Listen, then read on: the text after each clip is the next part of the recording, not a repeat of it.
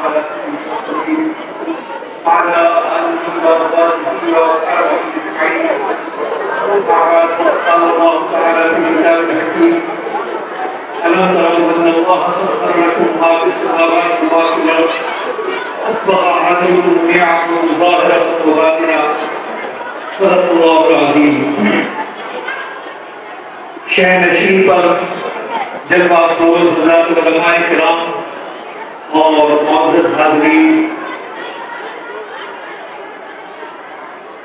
نبی کریم علیہ الصلوۃ والسلام کا فرمان ہے مطلوب ہے الناس لم یشکر اللہ، کہ جس نے ذات بندوں کا شکر ادا نہیں کیا اس نے ذات حق جل مجدہ کے شکر کا بھی حق ادا نہیں کیا۔ چنانچہ یہاں اس ادارے میں آنے کا وسیلہ بنے والے محترم جناب قاری محمد عادل صاحب، اللہ تعالیٰ کو جزائے خیر عطا فرمائے اور ان کی وجہ سے مجھے آپ کے درمیان یہ حاضری کی سعادت نصیب ہو رہی ہے، کیونکہ میرا ابھی سفر درپیش ہے اور بھی مجھے نکلنا بھی ہے، اس لیے بڑوں کی اور بزرگوں کے چند باتیں میں عرض کر دوں۔ ذات حق جل مجدہ نے انسان کو اس کائنات کے اندر اشرف المخلوقات بنا کر دیا ہے، یعنی کائنات میں جتنی بھی مخلوقات ہیں انسان اس میں سب سے بڑھ کر، سب سے اعلیٰ، سب سے افضل اور سب سے اشرف سے مقرر ہے۔ قرآن کریم نے بھی اس کی گواہی دی کہ وَلَقَدْ كَرَّمْنَا بَنِي آدَمَ وَحَمَلْنَاهُمْ فِي الْبَرِّ وَالْبَحْرِ وَرَزَقْنَاهُم مِّنَ الطَّيِّبَاتِ وَفَضَّلْنَاهُمْ عَلَىٰ كَثِيرٍ مِّمَّن خَلَقْنَا تَفْضِيلًا، کہ ہم نے انسان کو مکرم اور محترم بنا کر بھیجا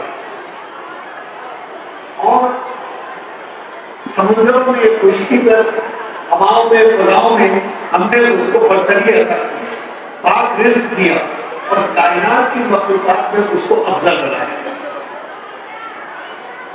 تو قرآن کی گواہی موجود ہے، عقل نے بھی اس کی گواہی دی کہ انسان افضل مخلوقات ہے، اس لیے کہ اس کائنات کو بنانے میں، سجانے میں، سنوارنے میں، اس کی ترقی میں، اس کے طوفان میں، اس کے پیداوار میں جو کچھ انسان کی عقل کا ہی کام ہے۔ آج یہ جو ساری ترقیات دیکھ رہے ہیں، جب سے انسان پیدا ہوا ہے اس وقت سے لے کر آج تک جتنی ترقیات ہوئی ہے، جس دور کے اندر ہوئی ہے، وہ ظاہر عقل کا ہی کام ہے، ورنہ مخلوقات تو اور بھی ہیں۔ تو شریعت بھی گواہی دے رہی ہے اور عقل بھی گواہی دیتی ہے کہ انسان ہی ایک مخلوقات ہے۔ اب سوال ایک چیز کا پیدا ہوتا ہے کہ ہم اشرف المخلوقات کیوں ہیں؟ وہ کون سی وجہ ہے کہ جس کی بنیاد پر ہم اتنا بڑا دعویٰ کریں کہ ہم کائنات کے اندر سب سے بڑے ہیں، ہم کائنات کے اندر سب سے افضل ہیں، تمام کائنات کو ہمارے لیے مسخر کر دیا گیا اور پوری کائنات جو ہے وہ ہماری خدمت کے اندر لگی ہوئی ہے، اللہ نے اس کو مسخر کر دیا۔ مثال کے طور پر آپ کھیتی کرتے ہیں، آپ نے دانا اس کے اندر ڈالا زمین کے اندر، تو زمین کی ساری طاقتیں جو ہے اس کو پالنے پوسنے میں لگ جائیں گے، آپ تو اس کو بونے کے بعد فارغ ہو گئے، اس کے اوپر کیا گزر رہی ہے وہ اللہ جانتا ہے۔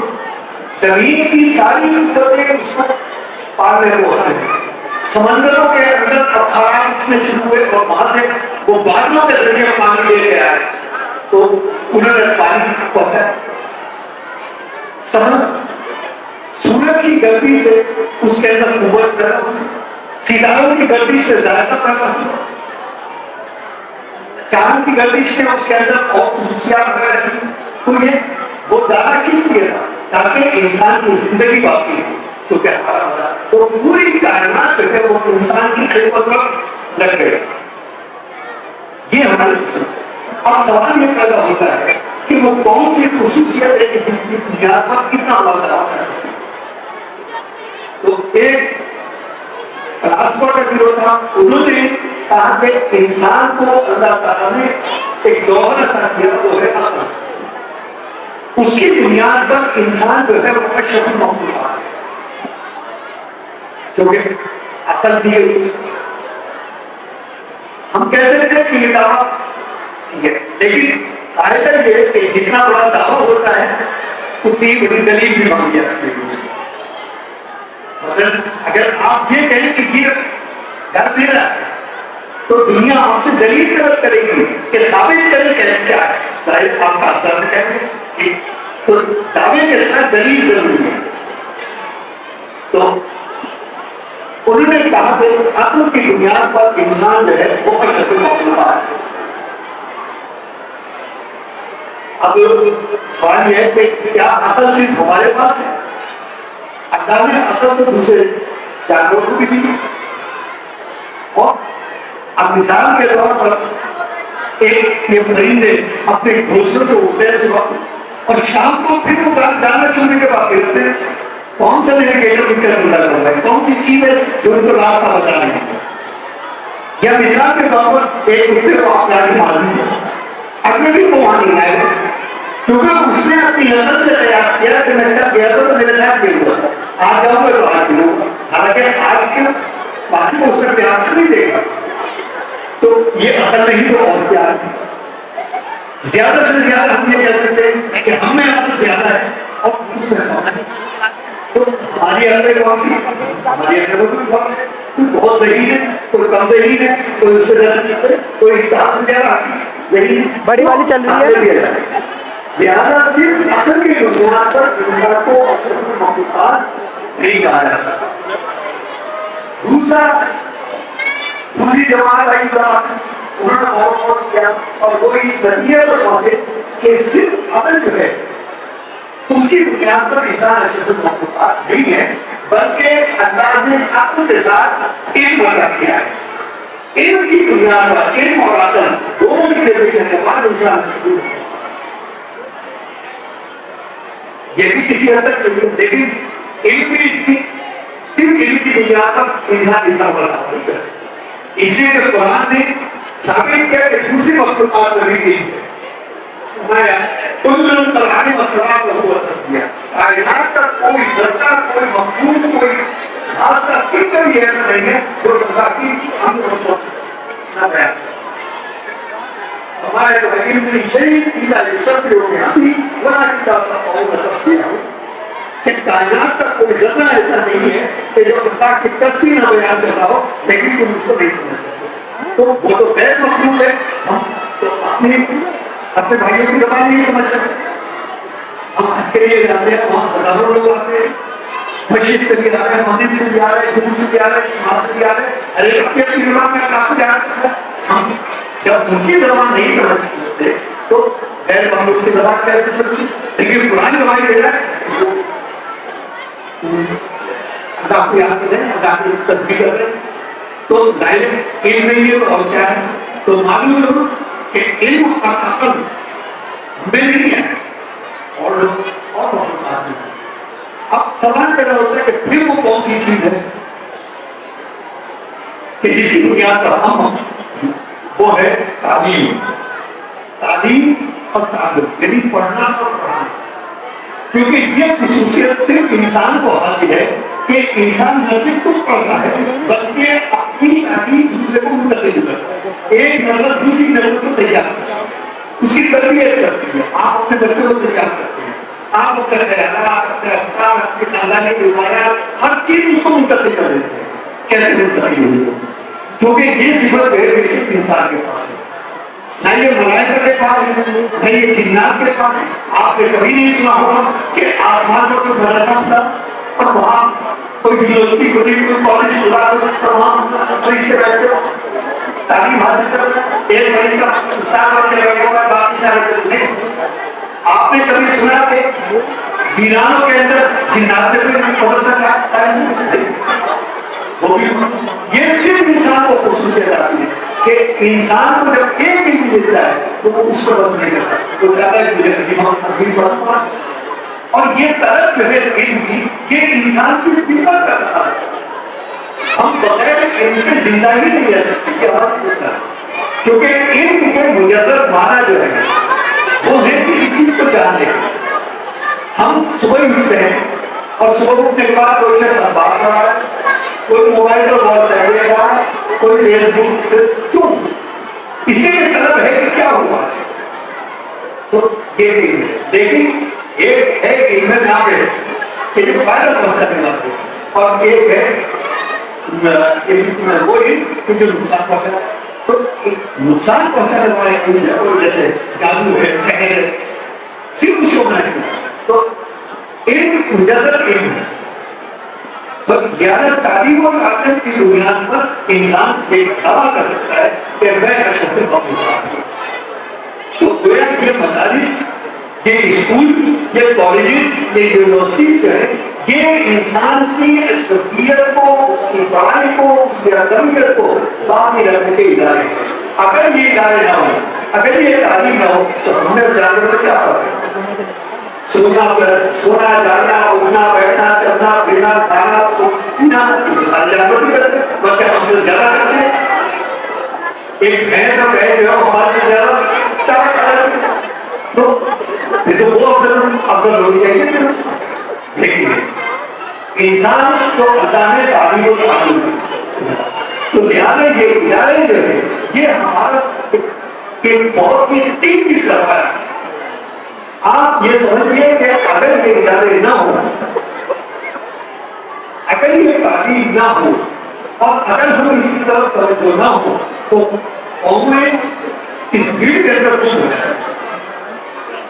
آج ہمارے اوپر ایک سوال بھی کرتا ہے, پوری دنیا پانی پوری دنیا کے اندر سب سے زیادہ کمتر ہے سمجھا جاتا ہے, تو مسلمان کو سمجھا جاتا ہے.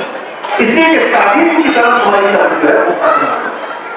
جب تک آپ تعلیم پر توجہ نہیں دیں گے, جب تک آپ اپنے آپ کو, تو دنیا مجبور ہوگی آپ کے سامنے ملے گی. ایک ہمارا دور علوم بھی تھا, دنیا ہماری نقاری کرتی ہے. یہ ایسا ہی ہے کہ اگر آج لوگ شکایت کرتے ہیں کہ صاحب دوسری قومیں جو ہم سے تعصب کرتی ہیں, مسئلہ یہ نہیں ہے. مسئلہ یہ ہے کہ پہلے ہم اپنے آپ کا جائزہ کہ ہم کہاں کھڑے ہوئے ہیں, ہماری نظریہ کیا ہے. ہم دوسرے کو الزام دے کر یہ فائد ہو گئے کہ ہم اپنی ذمہ داری سے فارغ ہو گئے. ایسے نہیں, پہلے اپنی اصلاح. اسی لیے ضروری ہے کہ پہلے اصلاح ذات. نبی کریم علیہ السلام کا پہلی مرتبہ پڑھی آئی ہے تو آپ کس طرح کے اندر لکھا, تو یہ نہیں کہ آپ نے فوراً ہی پہاڑ کو چھوڑ کے سب کو دعوت دینی شروع کر دی. آپ نے سب سے پہلے کسے دعوت دی؟ حضرت خدیجہ کو. کیونکہ رشتے کے اندر سب سے اقرب ترین رشتہ انسان کی ہوتا ہے اس کی اہلیت ہو. اتنا لباس ہوتا تو پانچ لباس ہوتا وہ تو ہر چیز ایک دوسرے سے ظاہر ہے کہ اقرب ترین رشتہ کون سا ہوتا ہے.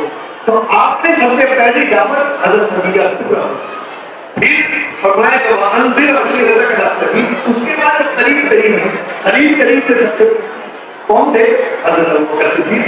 دوسری دعوت بچوں نے سب سے پہلے حضرت علی بن اسلام پیش کیا. پھر اس کے بعد آپ وہاں نکلے. اب وہاں نکلنے کے بعد اپنے عزیز و غالب کو دعوت دی. لیکن مسئلہ یہ کہ اگر یہی ترتیب رکھیں گے تو ہم کامیاب ہوں گے. ہم یہ تو چاہتے ہیں کہ ہم مسلم بن جائیں, ہم ساری دنیا کی حصہ کریں, لیکن خود سارے نوڑے کیسے کریں. اب میں کہا کرتا ہوں کہ صبح آپ واٹس ایپ پہ دیکھیں 10 احادیث پیش کر رہی ہے, دعائیں درج کر رہی ہے. سوال یہ کہ ان بے روح دعاؤں کا حاصل کیا ہے؟ تو بجائے اس کے دوسرے کو بھیجیں, آپ پہلے خود عمل کر لیں. جس دن آپ یہ سوچتے کہ میں عمل کرنے لگا, اس دن آپ کے کلام میں بھی برکت ہو جائے گی, آپ کے اندر تاثیر بھی پیدا ہو. حضرت امام احمد بن حنبل جو کئی ہزار حدیث جو مسند امام احمد کے اندر انہوں نے جمع کی ہے, وہ فرماتے ہیں کہ میں نے کوئی حدیث اس مسند کے اندر اس وقت تک درج نہیں کی جب تک اس کو میں نے خود عمل نہیں کیا. تو عمل پیدا ہوتا ہے, تاثیر پیدا ہوتی ہے عمل سے. آپ خود عمل کریں گے تو تاثیر پیدا ہوتی ہے. اگر ڈاکٹر کو خود پرہیزی کرے گا اور خود پرہیز کرنے کے بعد آپ کو وہ پرہیز کی تعریف کر کے کیا پر اثر ہوگا؟ نہیں ہوئے گا. پہلے آپ نے خود اس کا عمل کرنا ہوگا. تو اس لیے ان مدارس کو بہت قریب بچا ہے. یہ مدارس بہت اہم ترین سرمایہ ہیں اور ان کی حفاظت کرنا ہماری قومی، ملی اور اجتماعی ذمہ داری ہے. اگر خدا نہ خواستہ یہ مدارس نہ ہوتے، اگر خدا نہ خواستہ یہ علماء نہ ہوتے تو ہندوستان کا حال آج وہی ہوگا کہ جو اسپین کے رکھتے کہ جہاں جانے والے کو گائیڈ یہ بتاتا ہے کہ یہ الحمرہ ہے، یہ اشبیریا ہے، یہ فلاں ہے، یہ فلاں ہے. یہ اس قوم کی عظمت رفتہ کے خنڈار ہے کہ جو جس نے 882 برس اسپین میں حکومت کی. آج وہ گائیڈ بتاتا ہے. اگر یہ مدارس نہ ہوتے، اگر یہ علماء نہ ہوتے تو ہندوستان کے اندر بھی آج یہی بتایا کرتے کہ یہ جو چیزیں مطلب یہ عمارت بنی ہے یہ اس قوم کے خنڈار ہے کہ جسے ایک ہزار سے ہو. آپ اس منظر نامے میں دیکھیے کہ اللہ تعالیٰ نے اس ان مدارس کے ذریعے سے کتنا مقام دیا. آج ہمارے سروں پر ٹوپیاں، ہمارے چہروں پر داڑیاں، یا ہمارا دین، ہمارا اسلام، ہمارا عقائد اگر آج محفوظ ہے تو صرف علماء کرام ان کی قدر، اداروں کی قدر، تعلیم کی قدر. تو آپ یہ دیکھیں گے کہ انشاءاللہ ثم انشاءاللہ اس کے نتائج آپ یہ طے کریں. یہ ہماری دینی غیرت کی قوم کہ آپ اپنی اولاد میں ایک کو ضرور حافظ بنائیں گے، ایک کو ضرور عالم بنائیں گے. تو جب آپ یہ ارادہ کریں گے تو انشاءاللہ معاشرے کے اندر بھی تبدیلیاں آئیں گی، صالحیت بھی آئے گی اور باعمل علماء بھی پیدا ہوں گے. تو یہ ایک سلسلہ ہے. بھارت اس وقت کوئی تفصیلی بات کرنے کا موقع نہیں ہے. میرے بڑوں نے، میرے بزرگوں نے مجھے حکم دیا، اس لیے چند باتیں میں نے عرض کر دی. اصل یہ ہے کہ ہمیں ان مدارس کا خیال رکھنے کی ضرورت ہے، ان کے تقاضوں کو جاننے کی ضرورت ہے. ہم اس کی طرف سے غافل نہ ہوں کیونکہ ان کا بہت بڑا احسان ہے.